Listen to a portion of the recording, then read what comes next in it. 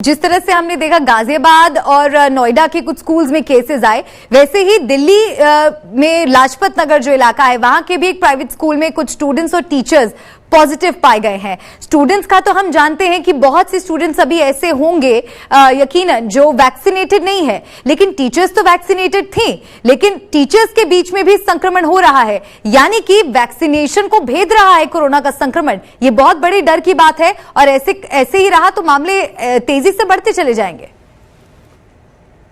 जी बिल्कुल, आपको याद होगा कि किसी भी विशेषज्ञ ने या साइंटिस्ट ने ये नहीं कहा कि वैक्सीन लेने के बाद आपको संक्रमण नहीं होगा।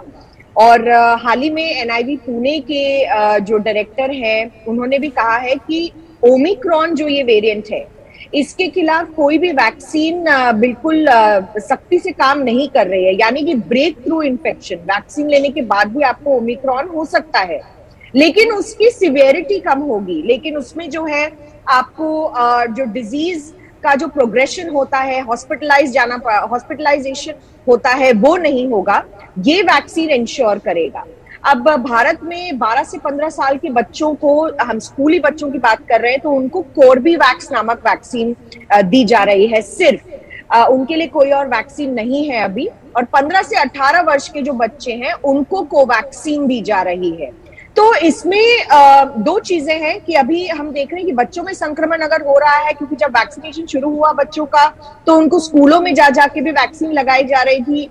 हमने देखा काफी बच्चे सेंटर्स पे नहीं आ रहे थे वैक्सीन लगाने के लिए 12 से 15 साल के, तो इस कारण से स्कूल्स में कई वैक्सीनेशन ड्राइव किए गए और ये देखा जा रहा है कि अब बच्चों में संक्रमण हो रहा है तो कोर्बेवैक्स भी कोरोना को, यानी कि ओमिक्रॉन के वेरिएंट्स को नहीं रोक पा रही है। इन्फेक्शन तो फैल ही रहा है। वो बच्चे जो वैक्सीनेटेड नहीं है वो वैक्सीन ले, इसके लिए सरकार पूरी कोशिश कर रही है।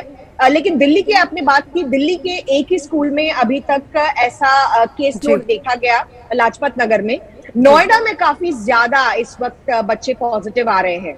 दिल्ली सरकार की मैं बात करूं तो हमें सूत्रों के हवाले से ये भी पता चला है कि दिल्ली सरकार इस पर संज्ञान ले चुकी है और अगले हफ्ते की डीडीएमए की मीटिंग में इस पर डिस्कशन होगा और उसके बाद कोई ठोस कदम इस तरफ से लिया जाएगा, क्योंकि कोई भी सरकार इस वक्त नहीं चाह रही है कि स्कूल्स को बंद किया जाए। काफी समय बाद बच्चों की पढ़ाई शुरू हुई है और अब इसको फिर से ऑफलाइन करना मुश्किल हो रहा है लोगों के लिए, क्योंकि बच्चों की भी मानसिक स्थिति समझिए, इतने साल तक 2 सालों तक घर में रहना और किसी भी तरीके का एक्सपोजर नहीं होना, तो उनकी मानसिक स्थिति पर भी काफी प्रभाव रहा है कोरोना के कारण। और ये लगातार बढ़ते केसेस हैं। इस पर मैं ये भी बताऊं कि national school reopening guidelines already जारी की गई है सरकार की तरफ से कि एक बच्चा संक्रमित होगा तो आप उसके आसपास के बच्चों को फिर ऑनलाइन जाने के लिए कहेंगे, पूरी क्लास को नहीं कहेंगे। लेकिन अगर 2 से 3 या 5 से ज्यादा बच्चे एक क्लास में संक्रमित होते हैं, उसके बाद आप उस क्लास को ऑनलाइन करिए और सबका टेस्ट करवाइए टीचर्स के साथ।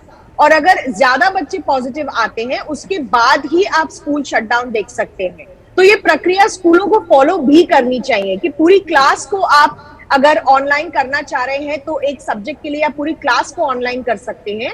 और लगातार स्कूलों में रैपिड टेस्ट होना बहुत जरूरी है। इसका संज्ञान जो वहां की डिस्ट्रिक्ट अथॉरिटीज है, चाहे वो नोएडा हो या दिल्ली हो या फिर अगर सरकारी स्कूल हो या प्राइवेट स्कूल हो, उनको भी लेना पड़ेगा।